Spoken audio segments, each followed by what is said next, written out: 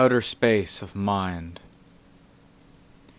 People who practice in earnestness, trying to develop and improve the qualities in their hearts step by step, beginning with sila, the stages of samadhi, and the levels of panya, are, to make a comparison, like the people who build a rocket or a satellite to travel in outer space.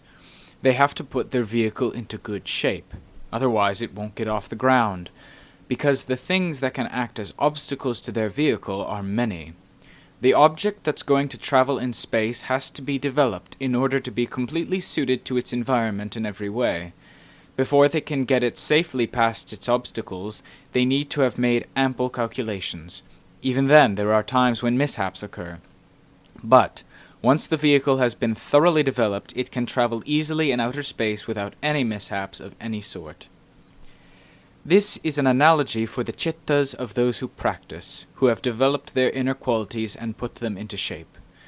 The heart is what will step out beyond the realm of conventional realities that exert a gravitational pull on it, into the outer space beyond convention, to vimutti, or release.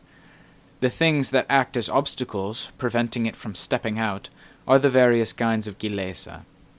For this reason we have to make a very great effort.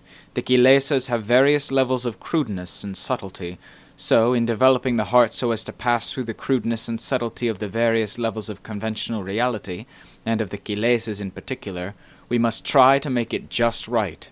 We must use whatever qualities are needed to get the chitta past the crudeness of conventional realities or kilesa, stage by stage, by means of our practice, by means of our efforts to improve and develop it. Our persistence has to be strong. Our efforts, our endeavors in all ways have to be strong. Satipanya are the important factors that will take the heart beyond the various obstacles thwarting it step by step. All of the techniques and strategies taught by the Buddha in the area of meditation are means for developing the heart so that it will be suited to transcend the realm of conventional reality and reach outer space. Nibbana. What is it like, the outer space of the Dhamma? They no longer doubt about whether the outer space of the world exists or not.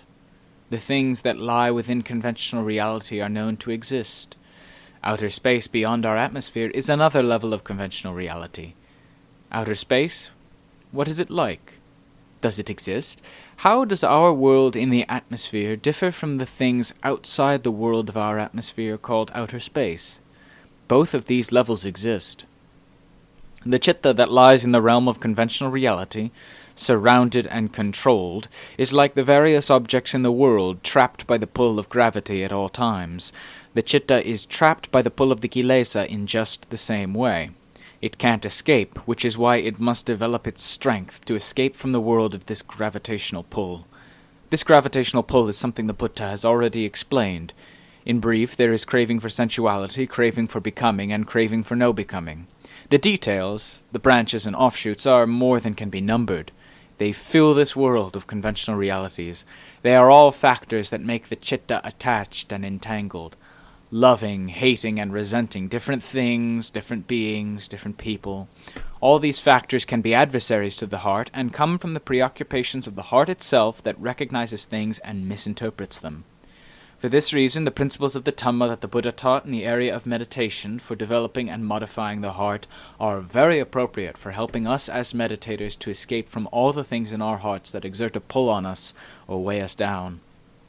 These things are hard to remove, hard to remedy, hard to sever, which is why we need a teacher to guide us. If we had no teacher, the living beings in the three realms of the cosmos, no matter how many thousands or millions of forms and levels there are, would all be as if deaf and blind. Not one of them would be able to escape from this darkness and blindness.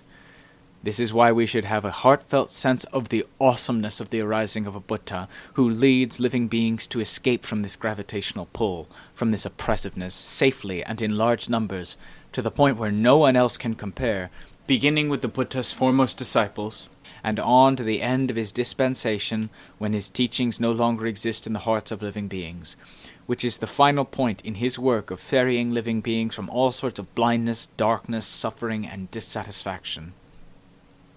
Our present Buddha performed these duties with the full satipanya of his great mercy and compassion, beginning with the day of his awakening. It is as if he took a large ship and cast anchor in the middle of the ocean in order to gather the living beings of various kinds and strengths adrift in the water on the verge of death and bring them on board stage by stage. Those who take an interest in the Dhamma are like beings who struggle to get on board the Buddha's ship that has cast anchor in the middle of the sea.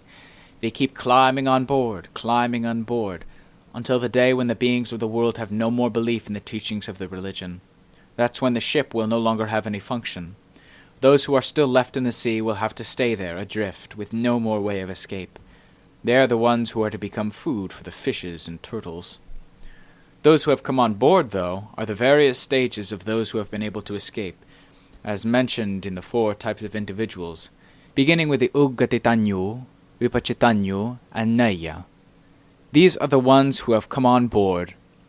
How high or low they are able to go depends on their individual capabilities. There are those who escape completely, those free of the kilesa, those who are on the verge of escape, the non-returners, anagami, those in the middle, the once-returners, sakadagami, and then the stream winners, sotapanna, and finally ordinary good people. Here we're referring to the Buddha's ship in its general sense. He uses it to salvage living beings, beginning from the day of his awakening until the point when the teachings of the religion have no more meaning in the world's sensibilities. That's the final point. Those who remain are the diseased who can find no medicine or physician to treat their illnesses and are simply awaiting their day to die. So, now we are swimming and struggling toward the Buddha's large ship by making the efforts of the practice. In particular, now that we have ordained in the Buddha's religion and have developed a feel for his teaching, this makes us even more moved, even more convinced of all the truths that he taught rightly about good and evil, right and wrong, hell, heaven, the Brahma worlds, and Nibbana, all of which are realities that actually exist. We have followed the principles of the Buddha's Dhamma, and in particular the practice of meditation. Try to build up your strength and ability without flagging, so as to resist and remove all the things that coerce or exert a gravitational pull on the heart. Don't let yourself become accustomed to their pull. They'll pull you to disaster, not to anything else. They're not forces that will pull you to what is auspicious. They'll pull you to what is inauspicious, step by step, depending on how much you believe, give in, and are overcome by their pull. Suffering will then appear in proportion to how much you unconsciously agree, give in, and are overcome by their pull. Even though there are the teachings of the religion to pull you back, the chitta tends to take the lower path more than the path of the religion, which is why it is set adrift. But we're not the type to be set adrift. We're the type who are swimming to release using the full power of our intelligence and abilities. Wherever you are, whatever you do, always be on the alert with mindfulness. Don't regard the effort of the practice as tiring, as something wearisome, difficult to do, difficult to get right, difficult to contend with. Struggle and effort. These are the path for those who are to gain release from all dukkha and danger, and not the path of those headed downward to the depths of hell, blind and in the dark by day and by night, their chittas consumed by all things lowly and vile. The noble ones in the time of the Buddha practiced in earnest. With the words, "I go to the Buddha for refuge," or "I go to the Sangha for refuge," we should reflect on their Dhamma, investigating and unraveling it, so as to see the profundity and subtlety of their practice. At the same time, we should take their realizations into our hearts as good examples to follow, so that we can conduct ourselves in the footsteps of their practices and realizations. I go to the Buddha for refuge. We all know how difficult it was for him to become the Buddha. We should engrave it in our hearts. Our teacher was the first pioneer in our age to the good destination for the sake of all living beings. Things were never made easy for him. From the day of his renunciation to the day of his awakening, it was as if he were in hell. There's no need to compare it to being in prison, because he had been very delicately brought up in his royal home. When he renounced the household life, he faced great difficulties in terms of the 4 necessities. In addition, there were many kilesas in his heart related to his treasury and to the nation filled with his royal subjects. It weighed heavily on his heart at all times that he had to leave these things behind. He found no comfort or peace at all, except when he was sound asleep. As for us, we don't have a following, don't have subjects, have never been kings. We became ordained far more easily than the Buddha, and when we make the effort of the practice, we have his teachings correct in their every aspect as our guide. Our practice isn't really difficult like that of the Buddha, who had to struggle on his own with no one to guide him. On this point we're very different. We have a much lighter burden in the effort of the practice than the Buddha, who was of royal birth. Food, wherever we go, is full to overflowing, thanks to the faith of those who are already convinced of the Buddha's teachings and are not lacking in interest and faith for those who practice rightly. For this reason, monks, wherever they go, are not lacking in the four necessities of life, which is very different from the case of the Buddha. All of the noble disciples who followed in the Buddha's footsteps were second to him in terms of the difficulties they faced. They had a much easier time as regards the four necessities of life, because people, by and large, had already begun to have faith and conviction in the teachings. But even so, the disciples didn't take pleasure in the four necessities more than in the Dhamma, in making the single-minded effort to gain release from dukkha. This is something very pleasing, something very worthy to be taken as an example. They gave their hearts, their lives, every part of themselves, in homage to the Buddha and Dhamma, to the point where they all became homage to the Sangha within themselves. In doing so, they all encountered difficulties, every one of them.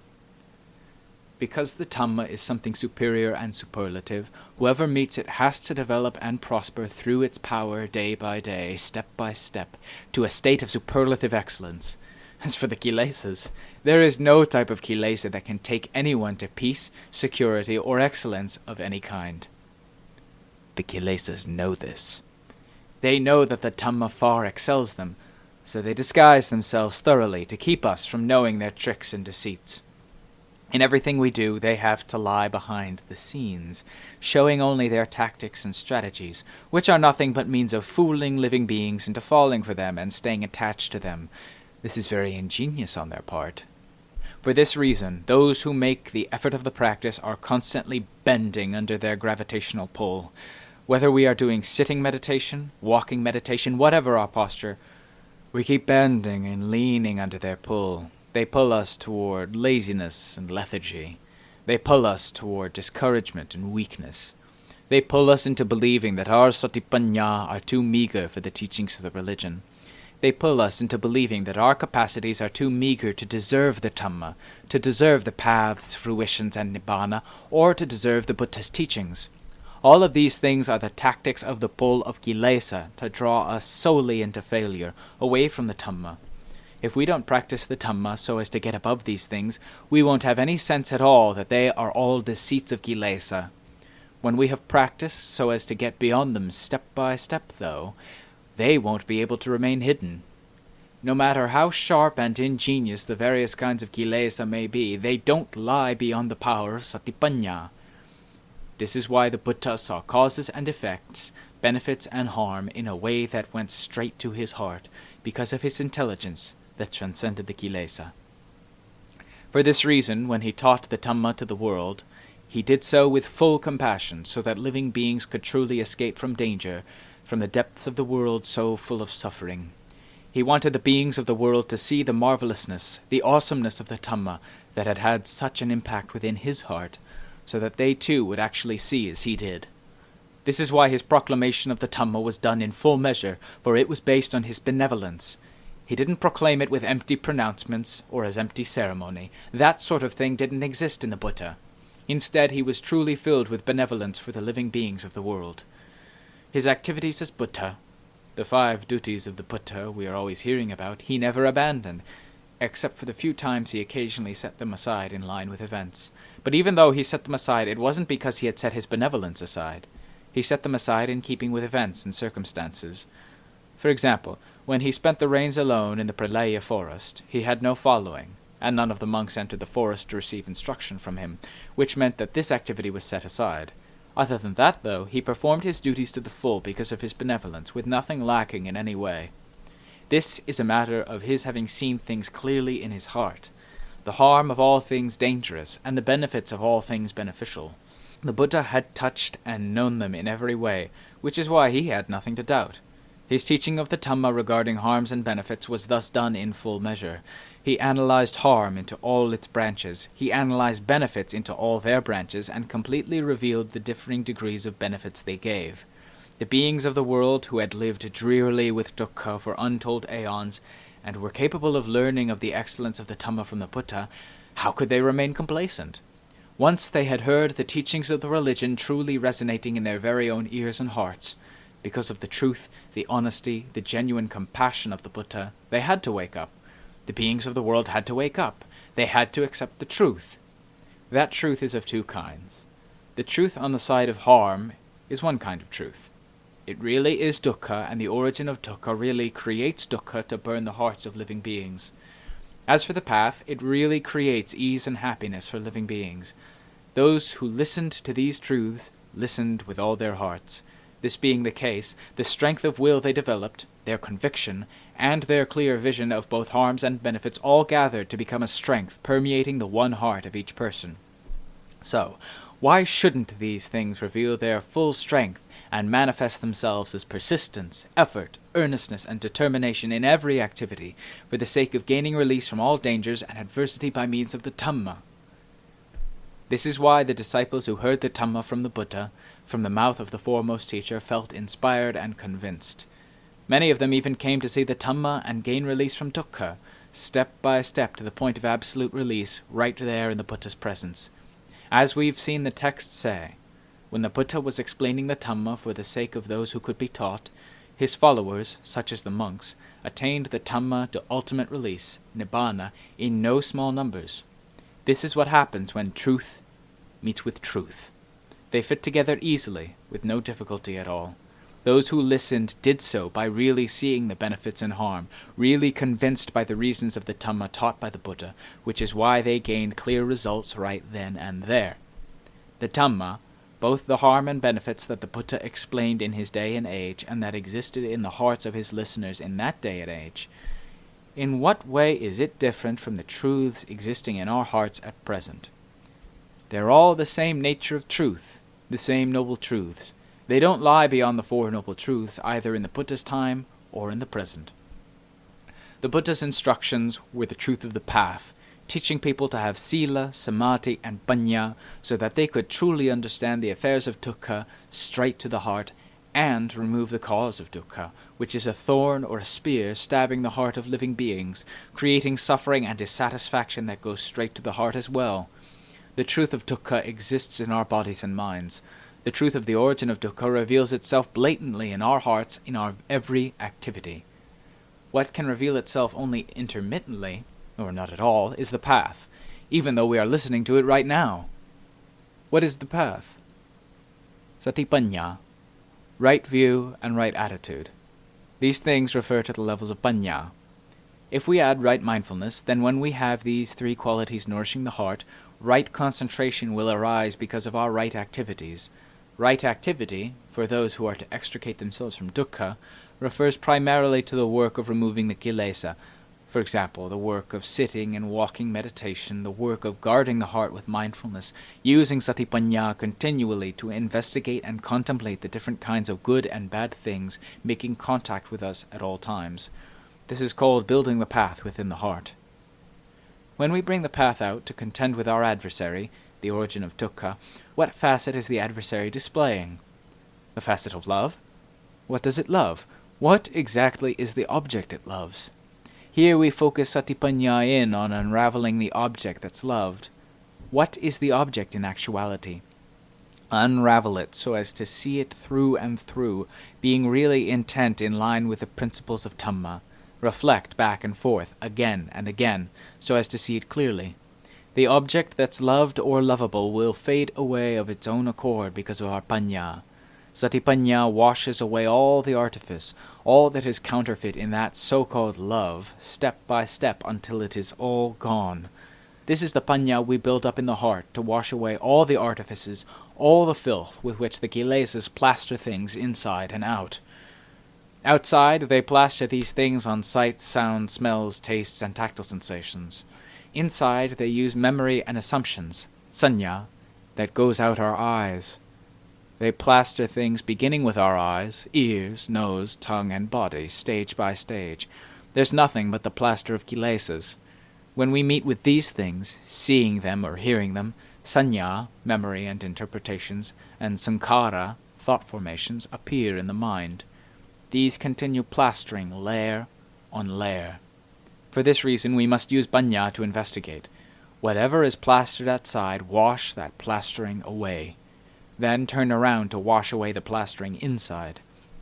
When we have seen these things clearly with panya, how can panya help but turn to find the important culprit, the deceiver inside? It has to turn inside. In using satipanya, this is how we must use them. When we investigate, this is how we investigate, and we do it earnestly. This is right activity in the area of the practice. Right speech. As I've said before, we speak in line with the 10 topics of effacement, salekathamma. We don't bring matters of the world, politics, commerce, matters of women and men, matters of kilesa and craving to converse among ourselves so as to become distracted and conceited, piling on more kilesas and dukkha in line with the things we discuss. With the topics of effacement, that's what the Buddha called them, we speak of things that will strengthen our will to make persistent effort, making us convinced and inspired with the Dhamma. At the same time, these topics are warnings against heedlessness, and means of washing away the various kinds of kilesa when we hear them from one another. This is right speech in the area of the practice. Right livelihood. Feed your heart with Dhamma.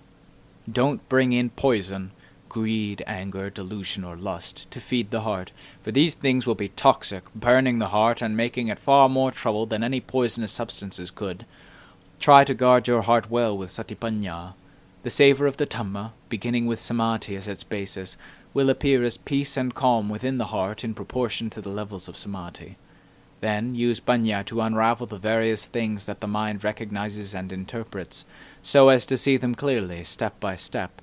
This is called right livelihood, guarding the heart rightly, feeding it correctly with the nourishment of the Dhamma, and not with the various kinds of kilesa, tanha, and asava that are like poisons burning the heart.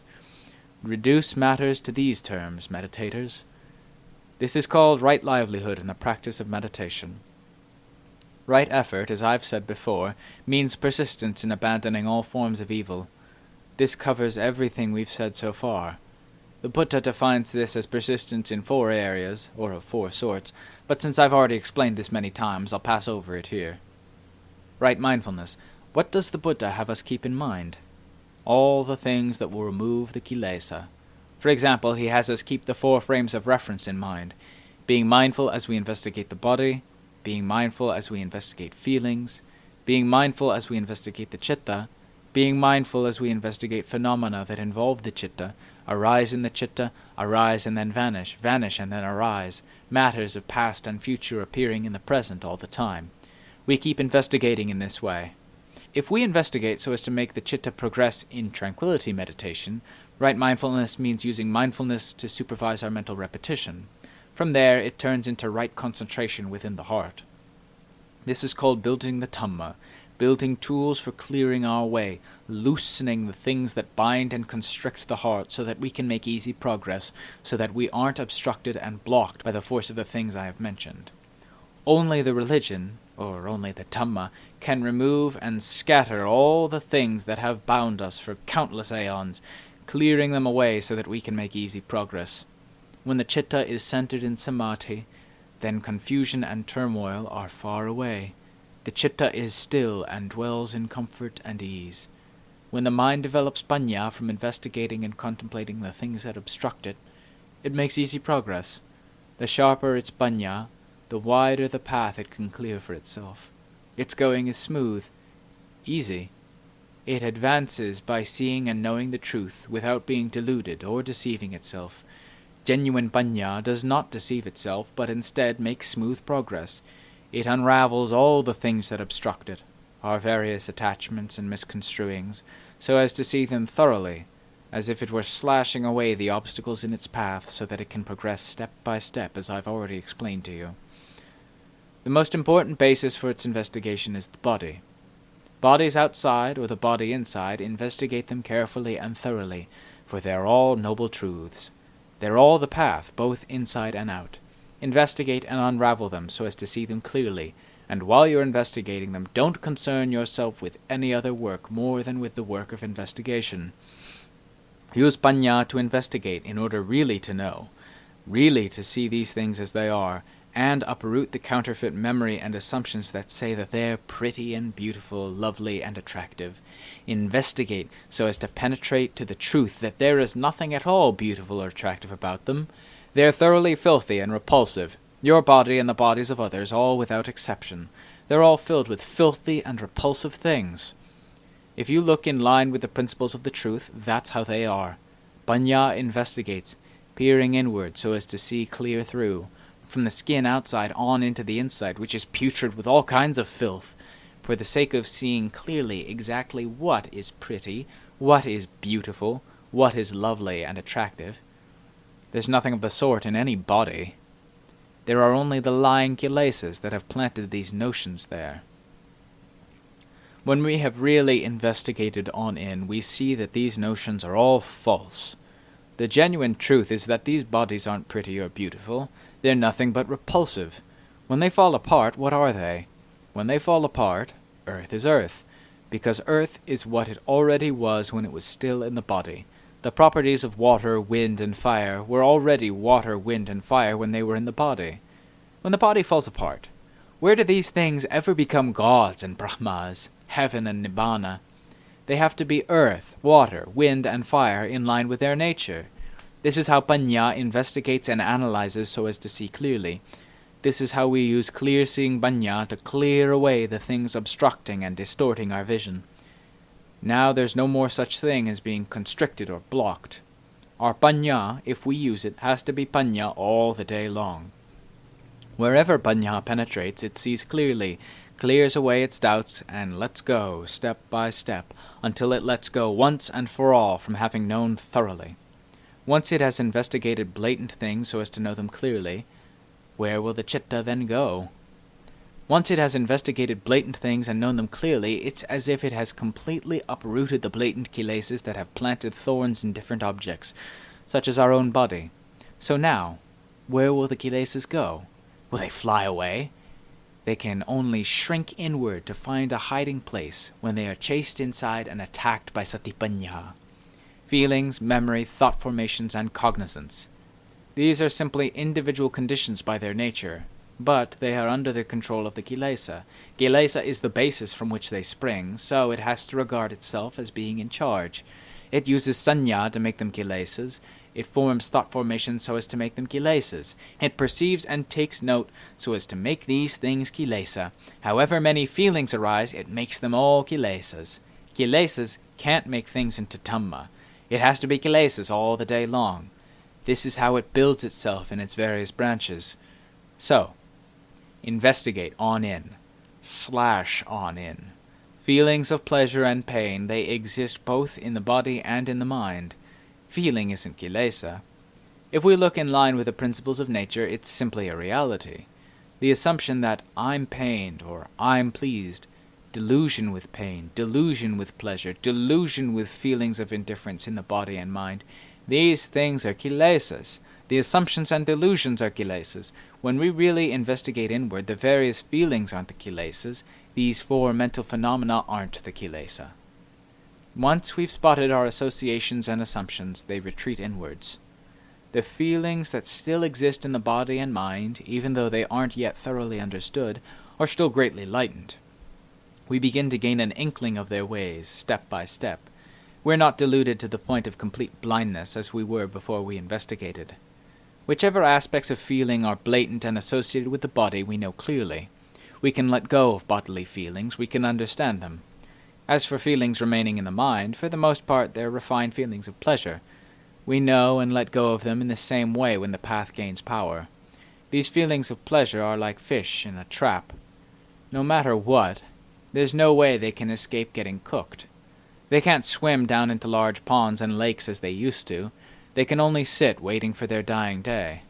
The same holds true for the refined feeling of pleasure, which is a conventional reality, within the heart. It can only wait for the day it will be disbanded as a convention when the ultimate ease, which is not a convention, comes to rule the heart through the complete penetration of satipanya. So investigate on in until you understand, reaching the point of letting go with no more concerns. What is sanya? Memorizing this, recognizing that, making assumptions about this and that, these are all affairs of the kilesa using sanya. When cognizance, vijnana, takes note, it too is turned into kilesas. So we investigate these things, using panya in the same way as when we investigate feelings. We then understand. When we understand, these things become simply cognizance taking note, simply sanya recognizing, without assuming so as to be kilesas, without taking note so as to be kilesas. The kilesas then retreat further and further inward. Ultimately, these 5 issues, namely the physical khandha, our body, the vedana khandha, feelings in the body. As for feelings in the mind, let's save those for the moment. The sanya khandha, the sankhara khandha, and the vijnana khandha are all clearly known in the heart, with no more doubts. The kilesas gather inward, converge inward. They can't go out roaming because they'll get slashed to bits by satipanya. So they have to withdraw inward to find a hiding place. This, in actuality, is what the investigation is like, and not otherwise. In our investigation as meditators, when panya reaches any particular level, we'll know for ourselves, step by step. Both kilesa and panya will know both sides at the same time. When panya is very strong, kilesa grows weaker. Satipanya becomes even more courageous and unflinching. The words laziness and lethargy, which are affairs of kilesa, disappear. We keep moving in with persistence day and night. This is the way it is when the path gains strength. As meditators, you should take note of this and practice, so as to know it and see it, so as to make it your own treasure arising in your heart. Your doubts will then be ended in every way. We now take this atomic satipanya and shoot it into the central point of conventional reality, the point that causes living beings to founder in the wheel of the cycle so that they can't find their way out, don't know the way out, don't know the ways of birth, don't know who has been born as what, where they have died, what burdens of suffering and dukkha they have carried. Satipanya goes crashing down into that point until it is scattered to pieces. And so now, how can we not know what it is that has caused us to take birth and die? There is only kilesa, that is the important seed causing us to take birth and die, causing us to suffer pain and dissatisfaction. The true Dhamma hasn't caused us to suffer. It has brought us nothing but pleasure and ease in line with its levels, in line with the levels of what is noble and good. The things that give rise to major and minor sufferings are all affairs of kilesa. We can see this clearly. We can know this clearly. Especially when the kilesa has been completely scattered from the heart, it's as if the earth and sky collapse. How can this not send a tremor through the 3 levels of the cosmos? Because this thing is what has wandered throughout the 3 levels of the cosmos. When it has been made to collapse within the heart, what is the heart like now? How does the outer space of the Dhamma differ from the outer space of the world? Now we know clearly. The outer space of this purified chitta, is it annihilation? The outer space of the world isn't annihilation. If it were annihilation, they wouldn't call it outer space. It's a nature that exists in line with the principles of its nature as outer space. The outer space of the chitta released from all forms of gravitational pull, i.e., conventional reality, what is it like? Even though we've never known it before, when we come to know it, we won't have any doubts. Even though we've never seen it before, when we come to see it, we won't have any doubts. Even though we've never experienced it before, when we come to experience it, we won't have any doubts. We won't have to search for witnesses to confirm it the way we do with conventions in general. It's sandetiko, immediately apparent, and only this fits perfectly with our heart and that outer space chitta. This is what we referred to at the beginning when we talked about the outer space of the world and the outer space of the chitta. The outer space of the chitta of nibbana, is like that. Just where is it annihilated? Who experiences the outer space of the chitta? If it were annihilation, who could experience it? As for where it will or won't be reborn, we already know that there's no way for it to be reborn. We know this clearly. We've removed every kilesa or conventional reality that would lead to rebirth. Conventional reality is the same thing as kilesa. All things, no matter how subtle, that have been dangers to the heart for such a long time have been completely destroyed. All that remains is the pure outer space of the chitta that is pure. You can call it outer space. You can call it anything at all, because the world has its conventions, so we have to make differentiations to use in line with the conventions of the world so as not to conflict. When we reach the level of the outer space chitta, how does it feel for the chitta to have been coerced, oppressed, and subjected to the pull of all things base and vile, full of dissatisfaction and great sufferings for aeons and aeons? We don't have to reflect on how many lifetimes it's been. We can take the principle of the present as our evidence. Now the chitta is released. We've seen how much suffering there has been, and now we've abandoned it once and for all. We've completely destroyed its seeds, beginning with avidya paccaya sankhara. With avidya as condition there occur mental formations. All that remains is avidyayataveva asesa viraga nirodha sankhara nirodho. Simply with the disbanding of avidya, with no remaining passion, thought formations disband. That's the outer space of the chitta. The chitta released from all gravitational forces, even though it's still alive and directing the khandhas, there's nothing to bar its thoughts, its vision, its knowledge. There's nothing to obstruct it, nothing to make it worried or relieved, nothing to make it brave, nothing to make it afraid. It is simply its own nature by itself, always independent in that way. For this reason, knowledge of all truths has to be completely open to this unobstructed and unoppressed chitta. It can know and see. If we speak of matters related to the body and khandhas, we can speak in every way without faltering, because there's nothing to hinder us. Only the kilesas are what kept us from seeing what we saw and from describing the things we should have been able to describe, because we didn't know, we didn't see. What we knew was bits and pieces. We didn't know the full truth of these various things. When this was the case, how could we know clearly? How could we speak clearly? All we knew was bits and pieces, so when we spoke it had to be bits and pieces as well. But once we've shed these things, everything is wide open. The chitta is free, vast, and empty, without limits, without bounds. There's nothing to enclose or obscure it. When we know, we really know the truth. When we see, we really see the truth. When we speak, we can speak the truth. You can call the chitta brave or not brave as you like, because we speak in line with what we experience, what we know and see. So why can't we speak? We can know, we can see, so why can't we speak? For these things exist as they have from the beginning. When the Buddha proclaimed the Dhamma to the world, he took the things that existed and that he saw in line with what he had known, everything of every sort, and proclaimed them to the world. Think of how broad it was, the knowledge of the Buddha, how subtle and profound, because nothing was concealed or mysterious to him. Everything was completely opened to him. This is why he is called Lokavidu, one who knows the world clearly, through the vastness of his chitta that had nothing to enclose or conceal it at all. Aloko udapadi. Brightness arose. His mind was bright toward the truth both by day and by night. This is how the Buddha knew.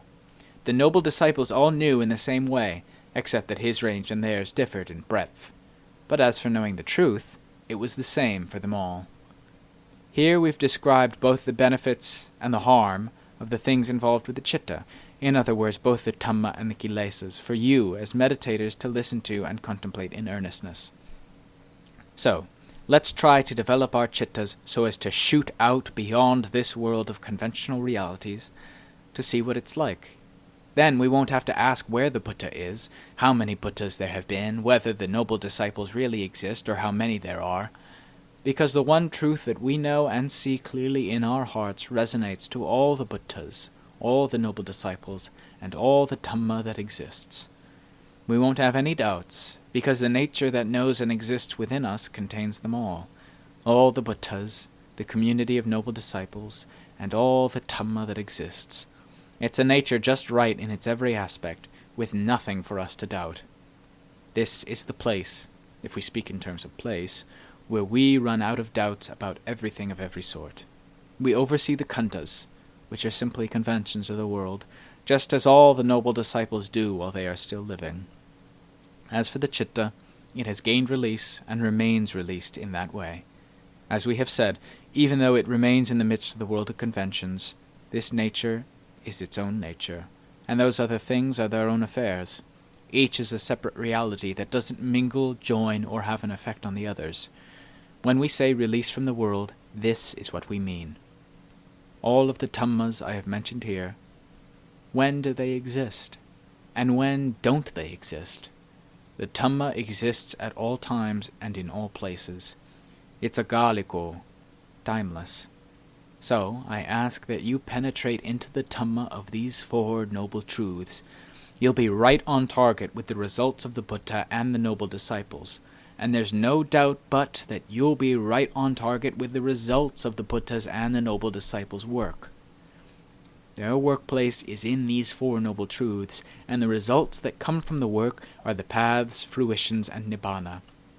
They arise right here. They're located right here. When we have practiced and reached them fully and completely, there will be nothing for us to question. This is why there won't be any reason to doubt the time of the Buddha as compared to our own time, as to whether the Dhamma of the Buddha was different, because the kelesas are now different from what they were then. The kelesas then and now are all of the same sort. The Dhamma is all of the same sort. If we cure the kelesas in the same way, we're bound to gain release in the same way. There is no other way to gain release, no matter what the day and age. There is only this one way, following the way of the path, beginning with sila, samadhi, and panya, to eliminate the kilesa, the cause of dukkha, in particular, craving for sensuality, craving for becoming, and craving for no becoming, completely from the heart. As for nirodha, the cessation of dukkha, when kilesa is disbanded, from where will any more dukkha arise? When kilesa and dukkha are disbanded for good, that's the outer space of the chitta. As for the noble truths, their activities, or our workplace. The result that comes from these four noble truths is something else entirely. As I've always been telling you, what is it that knows that dukkha and the cause of dukkha disband? When the path has performed its duties to the full, and has completely wiped out the cause of dukkha, then nirodha, the cessation of dukkha, appears in full measure, after which it disbands as well, because it too is a conventional reality. As for the one who knows that the cause of dukkha has disbanded by being eradicated through the path, so as to give rise to the cessation of dukkha, the one who knows this is the pure one, the outer space of the chitta, and that's the end of the matter. So investigate carefully. Listen carefully when you listen to the Dhamma while putting it to use. When we work, we can't let go of our tools. For instance, if we're working with an axe, the axe has to be at hand. If we're working with a knife, the knife has to be at hand. If we're working with a chisel, the chisel has to be at hand. But when we've finished our work, we let go of our chisel. We let go of our various tools. So here, the sila, samadhi, and panya that are called the path are our tools in the work of eliminating the kilesa. We have to keep them right at hand while we are working.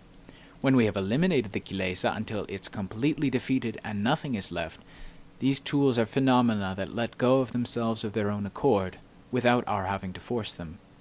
As I've always been saying, the teachings on anicca, dukkha, and anatta are our path. We can't let go of them. We have to investigate things with sati and panya, so as to see them clearly in line with the principles of anicca, dukkha, and anatta. Once we are ready, and we've run the full course, we let go of these principles in line with the truth. We don't call anything not self. Each thing is a separate reality with no quarreling. This is the Dhamma. It has many stages, many levels. So those who listen have to make distinctions, because in this talk I've discussed many stages on many levels back and forth, so as to make things plain for those listening. To summarize, the marketplace of the Magga, phala and nibbana is located in the Noble Truths. It isn't located anywhere else. So whatever else, make sure that you attain them. Accelerate your efforts to the full extent of your ability. Use all the sati and panya you have to contemplate and investigate things in order to see them clearly. See what it's like to set them spinning as a wheel of Dhamma, which the Buddha has described as supreme sati and supreme panya. When we start out practicing, how can they immediately become supreme sati and supreme panya? When children are born, they don't immediately become adults. They have to be nourished and guarded and cared for. Think of how much it takes, how much it costs for each child to become an adult, as we all have. Sati and panya need to be nourished and guarded in just the same way. When we nourish and guard them unceasingly, unflaggingly, they grow bold and capable until they become supreme sati and supreme panya. Then they attack the kilesas, no matter what the sort, until the kilesas are slashed to pieces with nothing left, so that we attain purity, release and nibbana within our own heart, which will then have the highest value. Whether or not anyone else confers titles on it, we ourselves don't confer titles. We've reached sufficiency. So what is there to gain by conferring titles? All that's left is the gentleness and tenderness of purity, blended into one with benevolence. The entire chitta is filled with benevolence. The Buddha taught the beings of the world through his benevolence. His mind was completely gentle toward every living being in the 3 levels of the cosmos. He didn't exalt or demean any of them at all. Sabbe satta.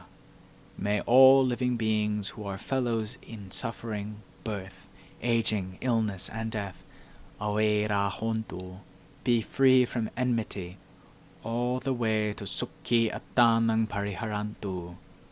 May they maintain themselves with ease. That was his benevolence. He gave equality to all living beings.